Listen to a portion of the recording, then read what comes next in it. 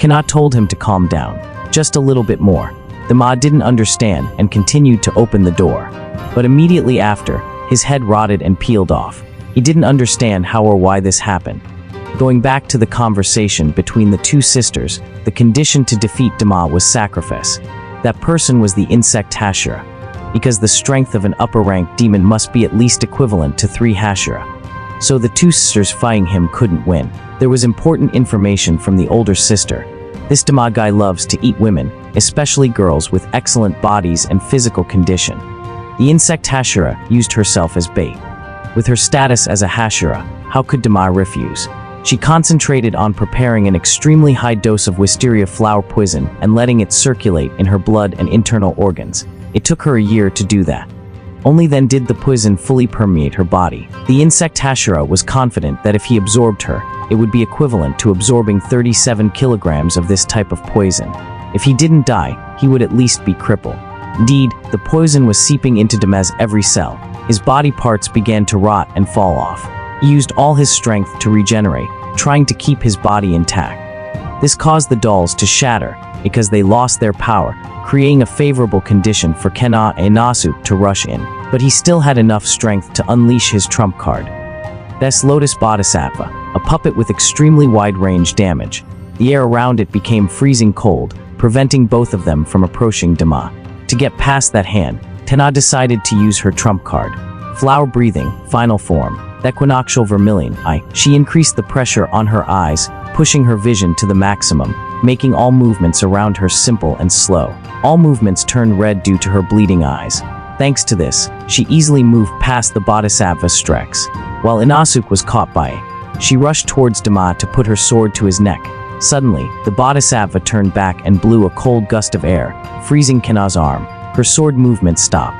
Inasu quickly used beast breathing, a super unexpected throw.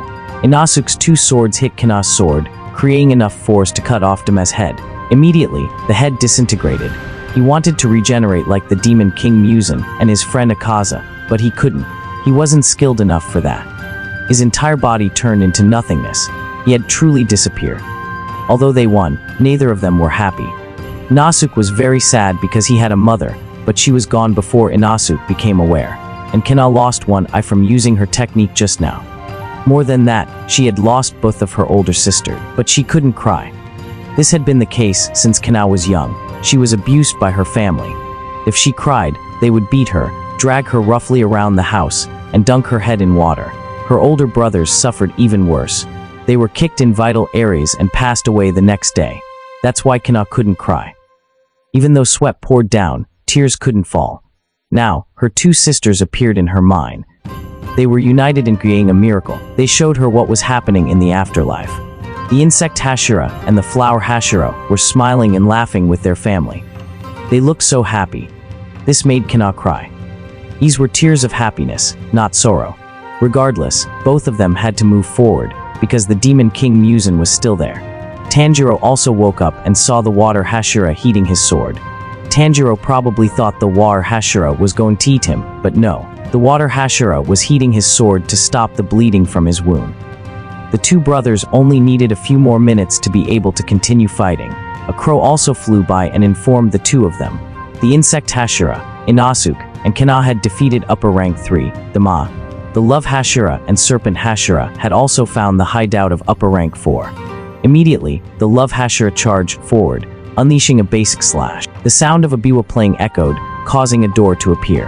The love Hashira bumped into it, her nose bled, and she fell down. The serpent Hashira suggested the 2 of them had to combine their efforts to find upper 4's weak point. After that, the 2 separated, each going their own way to distract her. That door still appeared unexpectedly on their path, as if she had an overview of everything. No problem. The love Hashira approached her again, right beside her. Learning from the previous time, this time she jumped up. Surprisingly, a door opened right on the other side, trapping her. What a troublesome ability. At the same time, the serpent Hashira, with his 100-style twisting sword, charged forward. At this range, she couldn't open a door. But unfortunately, she could move the terrain itself. It made her fly up high, far out of the serpent Hashira's reach. The 2 Hashira were very annoyed. Although she didn't inflict much damage, in terms of wasting time, she was a pain. The stone Hashira and mist Hashira were being guided by a crow to Muzan's location. Suddenly, a door appeared, pushing the mist Hashira elsewhere. The place he was sent to was where upper rank 1 was. His 6 eyes were like an X-ray machine. They saw through everything, even into the mist Hashira. His killing intent erupted, making the mist Hashira tremble with fear. After a few greetings, upper 1 learned that the mist Hashira was his descendant. Both were from the Tsujikuni family. The mist Hashira was a descendant of upper 1. The mist Hashira was skeptical. He charged forward with MoonBreathing, second form, but upper 1 dodged very quickly and circled behind him. He continued with MoonBreathing, fifth form. Once again, upper 1 moved to another location very quickly. He praised the mist Hashira. You're only 14 years old, yet your swordsmanship is refined to this level. You can also suppress that trembling and charge forward to attack me. Thank you for the compliment, but I'm only just starting now.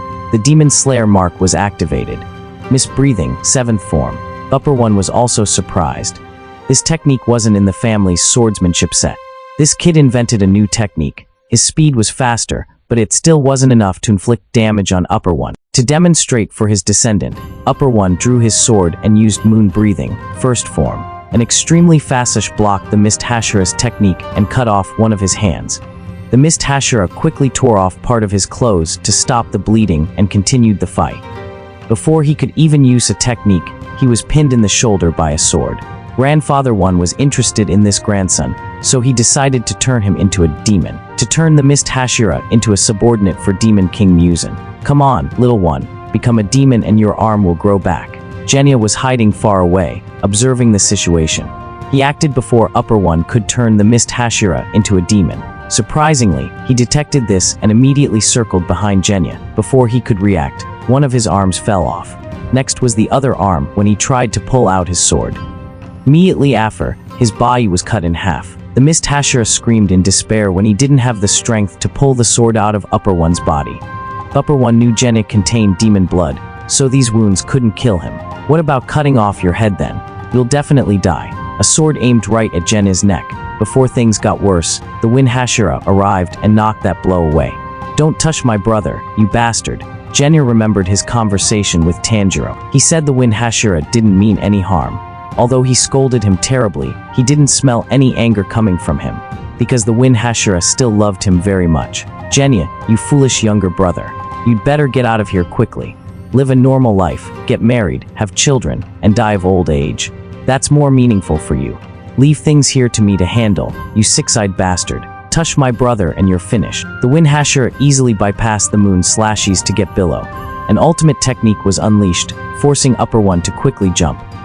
Next was the second technique, Raging Wind, blowing everything away, forcing upper 1 to draw his sword to block it. A sword containing countless eyes crystallized from upper 1's own cells. The two had an intense sword clash. The Wind Hashira was at a disadvantage because upper 1's technique was very special. All his slashes also contained smaller slashes. They flew around erratically, following no rules. If you weren't careful, you would definitely get hit. The Wind Hashira wasn't scared at all, as that only made him more excited. MoonBreathing, second form was deployed. The attack grazed upper 1's demon sword and pushed him back. Taking advantage, the Wind Hashira charged forward, delivering a powerful blow, putting upper 1 on the defensive. Another sword emerged below. The Wind Hashira took it from Genya and gripped it with his foot. That upper 1 still dodged this unexpected blow.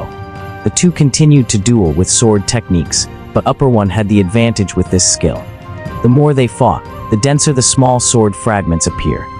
When they were large enough, they pushed the Wind Hashira away with countless wounds. The surrounding terrain was cut into fragments by the sword techniques. The Wind Hashira stood there with injuries all over his body. He had suffered a fatal wound right in the stomach.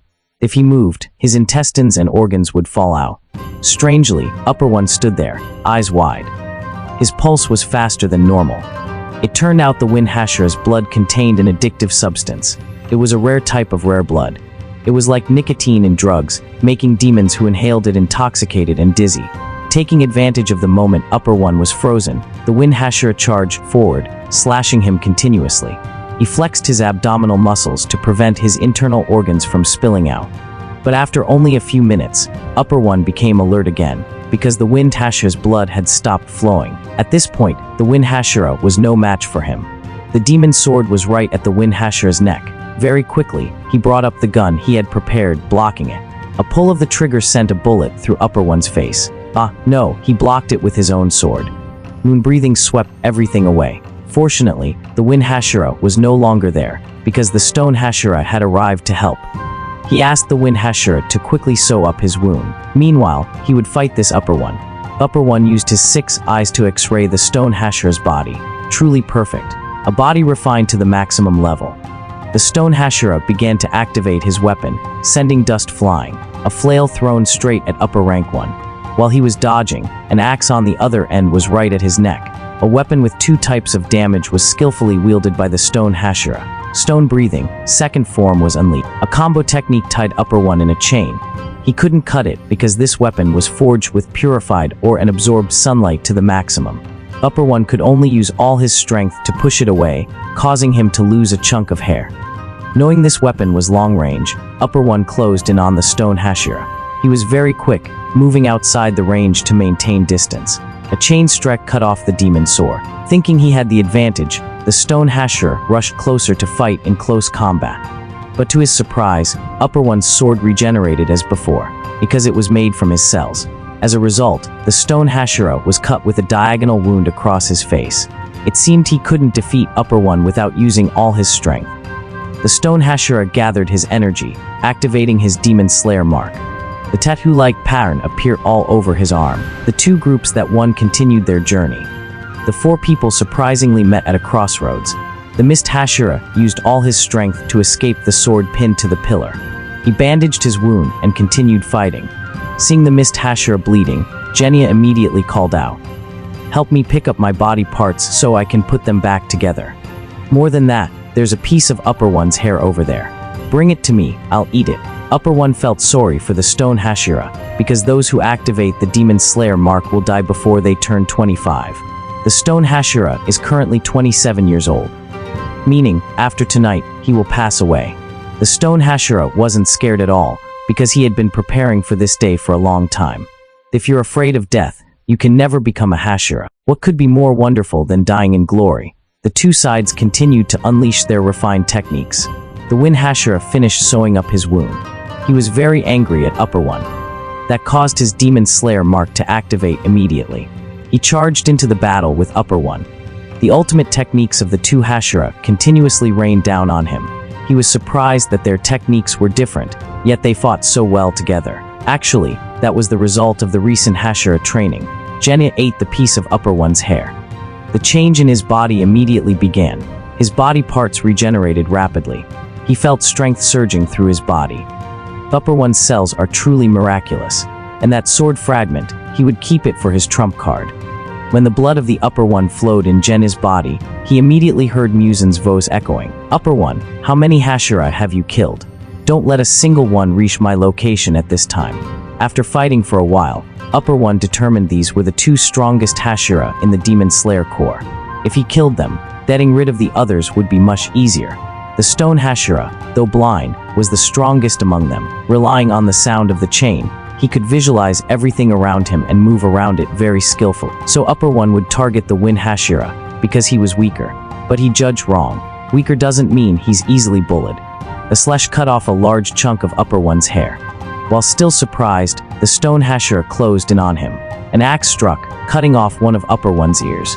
The 2 continued to activate their techniques continuously, putting Upper One on the defensive. Seizing the advantage, the 2 Hashira decided to quickly rush forward and cut off his head. Unexpectedly, both were injured without knowing why. It turned out Upper One was now truly serious. His demon sword had grown other branches. The previous blow had taken 2 of the Wind Hashira's fingers. With this new sword, Upper One kept his distance and continuously spammed sword techniques. It was dangerous because the smaller sword fragments attached themselves much more densely. The Wind Hashira blocked the main sword attacks, but the damage from the accompanying small fragments caused him to bleed. The next wave of attacks, he couldn't dodge in time. Fortunately, the Mist Hashira arrived and carried the Wind Hashira away. Genya stood far away, listening. Although he really wanted to save his brother, he was very scared, because if he was discovered again, it would be hard for him to survive. He remembered what Tanjiro said. Weak people like us can create unexpected changes in battle. Because we are weak, opponents will underestimate us and ignore us. They will spend time fighting the stronger people. At that time, we can freely stay outside and create a surprise that they won't have time to react to. Because of this, Genya calmed down and took out the sword fragment from Upper One.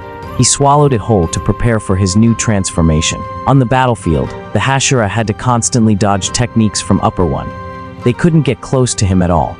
All their movements were clearly known to him. There must be some trick.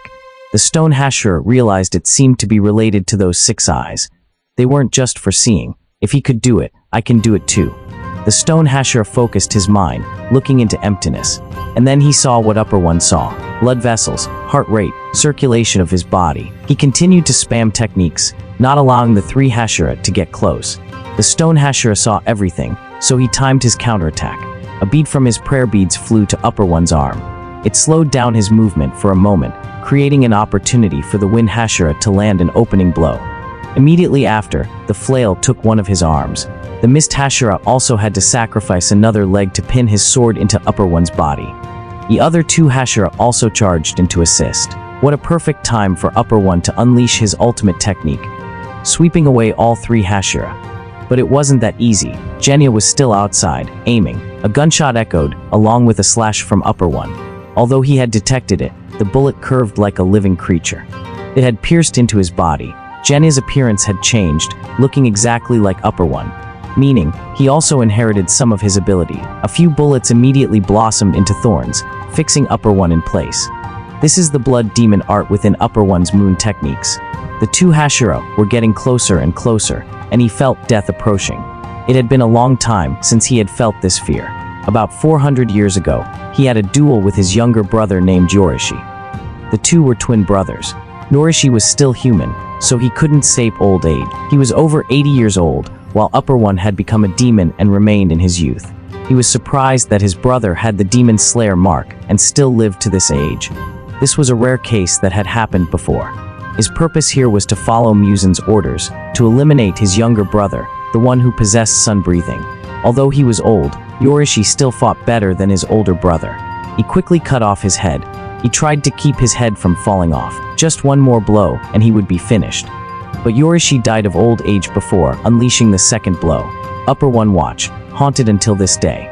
He didn't want this to happen again. He screamed, and immediately slashes appeared from somewhere, sending everyone flying. It seemed the Mist Hashira had been cut through the stomach, and Genya was worse off, being cut in half.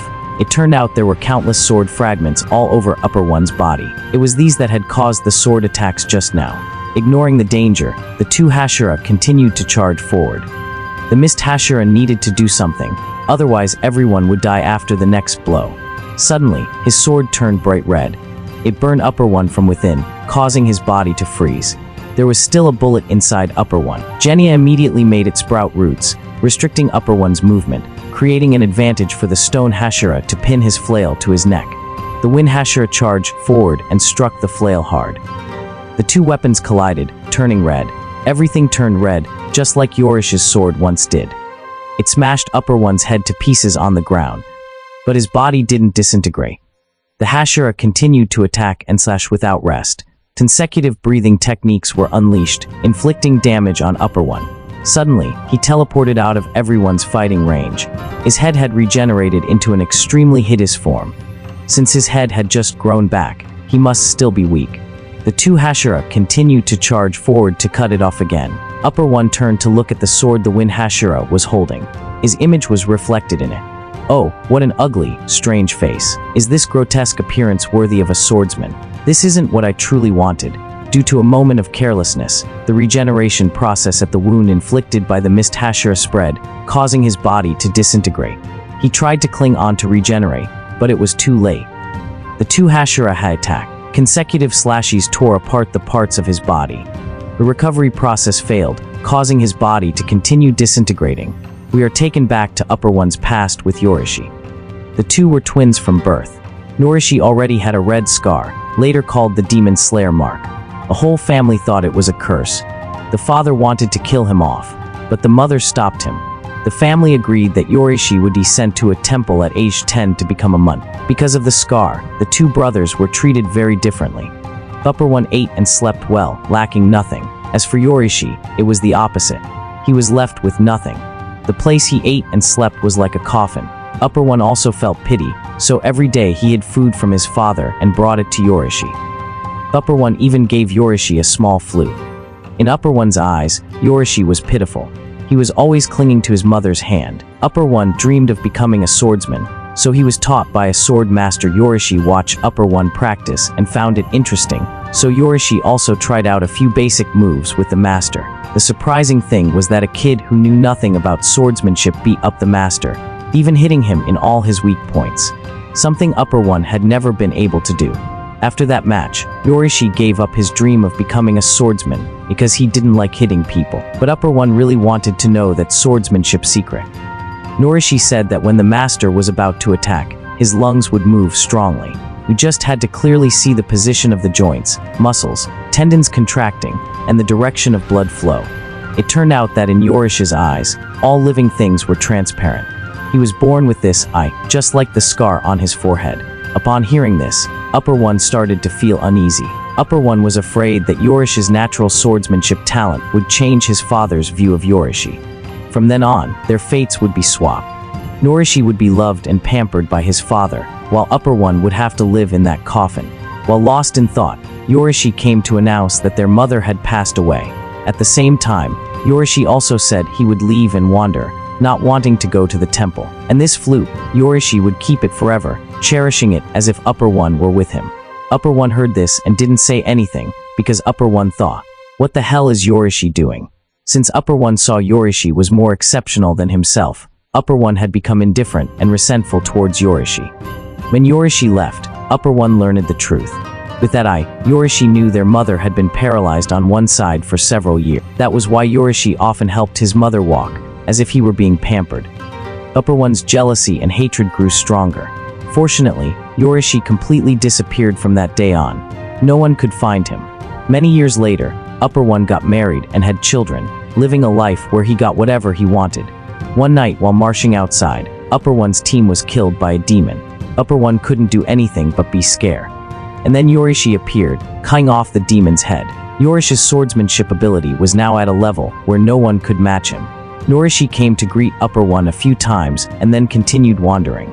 Upper One's jealousy flared up again. Upper One abandoned his wife, children, and possessions to become a demon slayer. Wherever Yorishi went, he taught swordsmanship and breathing techniques to everyone, but no one could keep up with Yorishi. Because of this, Yorishi taught them different breathing techniques based on their individual strengths. Starting from the sun breathing style, many other styles gradually originated. More and more people with marks appear. The power to slay demons increased, and demons were killed more frequently. And one day, Upper One also got his mark, but Upper One couldn't use sun breathing. He could only use a part of it. Upper One named it MoonBreathing. Upper One intended to train day and night to catch up to Yorishi. But fate was cruel, as those with the Demon Slayer mark couldn't live past 25. This made Upper One very sad. Just then, Muzan appeared and successfully persuaded Upper One. Upper One became a demon to continue his journey of climbing the ranks. In the end, Upper One still met Yorishi in his twilight years. That Upper One still couldn't defeat Yorishi. Witnessing Yorishi cut off his head and then die standing from old age, Upper One was furious. Why is that? Nobody could defeat you, not even Muzan. Upper One drew his sword and cut Yorishi's body in half. From Yorishi's clothes, the flute was revealed. Yorishi had always considered Upper One his brother, and he was always proud of that. That Upper One showed no emotion, because jealousy and rivalry had gradually made him lose his humanity. And now Upper One's body was disintegrating. Upper One still couldn't understand why Yorishi's fighting spirit kept transferring from generation to generation. No matter how many he killed, they still swarmed the world with those damn breathing techniques. Yorishi, I abandoned everything behind me. Abandoned my family and clan. Almost killed my descendants. I even threw away my swordsman's dignity. That I'm still far away from you.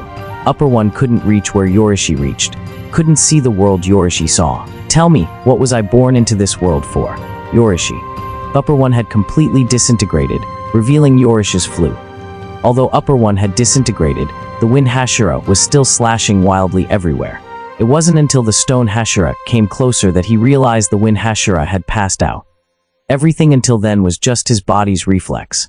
Upper One had been defeated, but he left behind many losses. The mist Hashira had passed away with his eyes open. Rest in peace, my friend. Let us carry the rest for you. The wind Hashira also woke up with a start to witness his younger brother. He cried out in despair, seeing Genid disintegrating like other demons. You can't die in front of me. Don't leave me alone. Brother, I'm sorry for causing you trouble. Live a happy life, because you are the best brother in the world. And then Genid just disintegrated into nothingness, in the wind Hashira's pain. The stone Hashira came over. Suppress your emotions for now. This is not the time for sorrow. We have to go defeat Muzan. At the headquarters, news was also received. Muzan had revived. It was too late to retreat, because the new recruits were right there to save Temeo. Everyone was discussing how to cut through this viscous pile of flesh. Suddenly, Muzan jumped out of it. He immediately slaughtered all the new recruits there, leaving no one behind. He had never had such a delicious meal before. He was gradually recovering his strength from the scattered blood and flesh. He went up to Tameo to mock her, saying her demon to human transformation drug no longer affected him.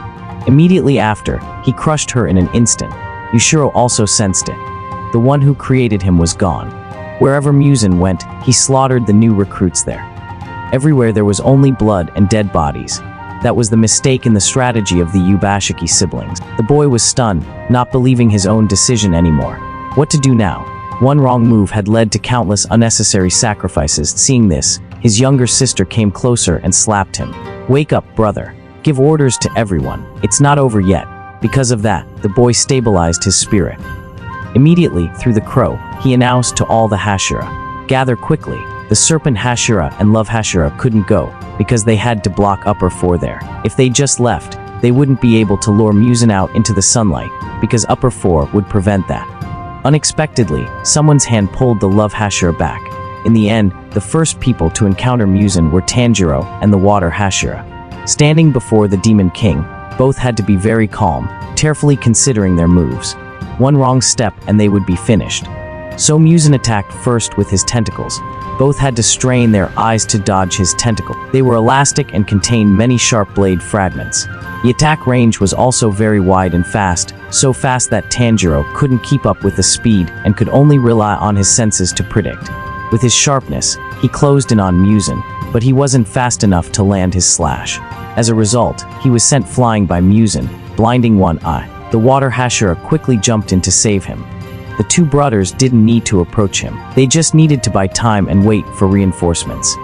But unfortunately, Upper 4 had informed Muzan that she had defeated the Love Hashira and Serpent Hashira. The two brothers were separated by whips. Muzan intentionally targeted Tanjiro. Consecutive whip attacks came. Tanjiro kept dodging well until he hit the ceiling. The room changed unexpectedly, making him lose his balance. Just then, the sharp whip came, and he couldn't dodge. Unexpectedly, the Love Hashira broke through the wall and charged in, blocking all those whip attacks.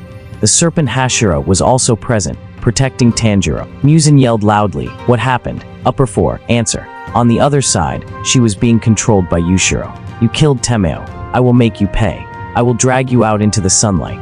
A few minutes earlier, Yushiro had pulled the Love Hashira aside to come up with an idea. He told the Love Hashira and Serpent Hashira to pretend to be defeated by Upper 4. Then he would use invisibility paper to get close to her. I will use my ability to control her brain. And the plan was a great success. Yushiro was reconfiguring the fortress to bring everyone outside. But Muzan began to tear at Upper 4's consciousness. He wanted to regain control of her. The two had an extremely tense mental battle. Meanwhile, the Hashira also charged in with their techniques. Having no other choice, Muzan clenched his fist. Immediately, Upper 4's head shattered, meaning the fortress would collapse.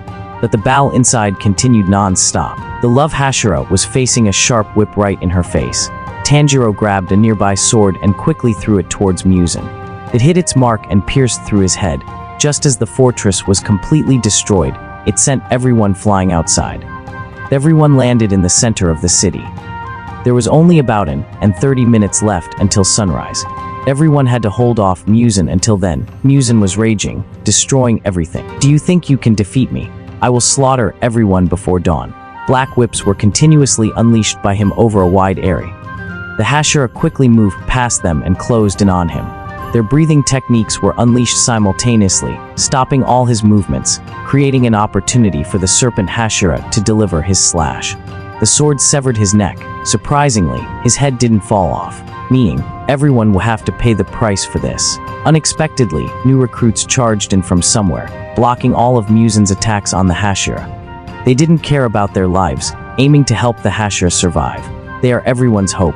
No matter what, we must protect the Hashira. Brothers, charge forward. Even if we die, we must die in glory.